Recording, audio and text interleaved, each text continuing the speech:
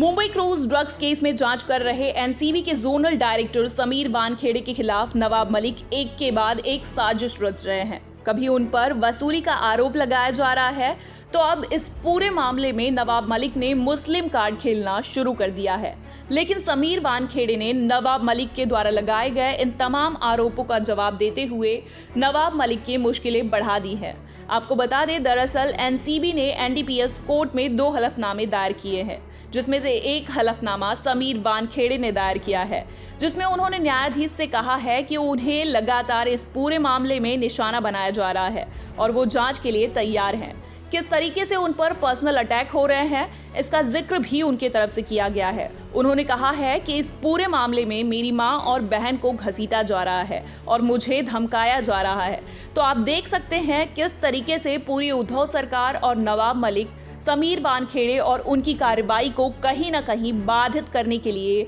ये तमाम हथकंडे अपना रही है। लेकिन अब नवाब मलिक की मुश्किलें बढ़ चुकी हैं, क्योंकि नवाब मलिक अब जिस तरीके से समीर वानखेड़े को फंसाने के लिए एक के बाद एक नई साजिश रच रहे हैं। आपको बता दें, नवाब मलिक ने सबसे पहले एनसीबी पर उनकी कार्रवाई पर सवाल उठाए, उसे फर्जी बताया और उसके बाद समीर वानखेड़े पर वह लगातार आरोप लगा रहे हैं। हालांकि इन आरोपों का जवाब एनसीबी के जोनल डायरेक्टर समीर वानखेड़े पहले ही दे चुके हैं। लेकिन अब उसके बाद नवाब मलिक ने एक दस्तावेज शेयर किया है सोशल मीडिया पर और अपने ट्विटर अकाउंट पर, जिसमें समीर वानखेड़े के पिता का नाम दरअसल दाऊद वानखेड़े लिखा हुआ है और साथ ही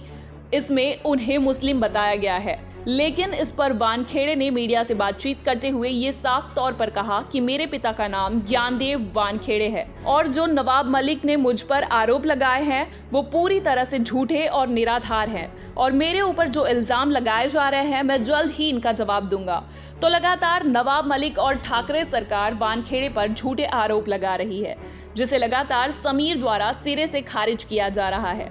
आखिर इनकी क्या मंशा है, ये लगातार देश की जनता भी पूछ रही है। वहीं नवाब मलिक द्वारा उन्हें धमकी दी जा रही है नौकरी से निकालने की, जेल में डालने की, जिससे इतना तो साफ हो जाता है कि उद्धव सरकार इस पूरे कार्रवाई को एक अलग मोड़ दे रही है ताकि इस पूरे ड्रग्स केस से ध्यान भटकाया जा सके। मुख्यमंत्री उद्धव ठाकरे से लेकर संजय राउत और नवाब मलिक लगातार हमलावर हो रहे हैं, क्योंकि उनके दामाद समीर खान की गिरफ्तारी इस ड्रग्स मामले में हुई है। वो ड्रग्स का कारोबार चलाते हैं और इस पूरे मामले में वो 9 महीने की जेल काट चुके हैं और आने वाले वक्त में भी एनसीबी उन पर दोबारा से शिकंजा कस सकती है, क्योंकि एक बार फिर से एनसीबी ने सिरे से इस पूरे ड्रग्स नेक्सस को महाराष्ट्र में खंगालना शुरू कर दिया है और यही नवाब मलिक का सबसे बड़ा डर है, जो उन्हें ये सब करने पर मजबूर कर रहा है, ये तमाम झूठ बोलने पर मजबूर कर रहा है, इस तरह से समीर वानखेड़े पर सवाल उठाने को मजबूर कर रहा है।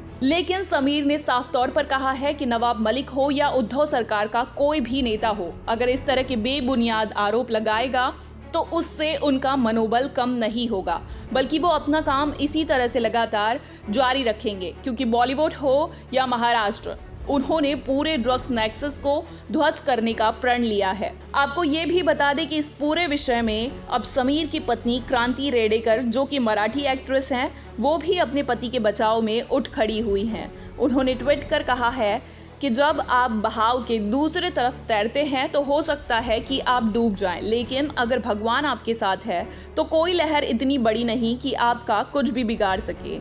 क्योंकि सिर्फ उसे ही सच पता है। सुप्रभात, सत्यमेव जयते। Bureau report, anti corruption news, Mumbai.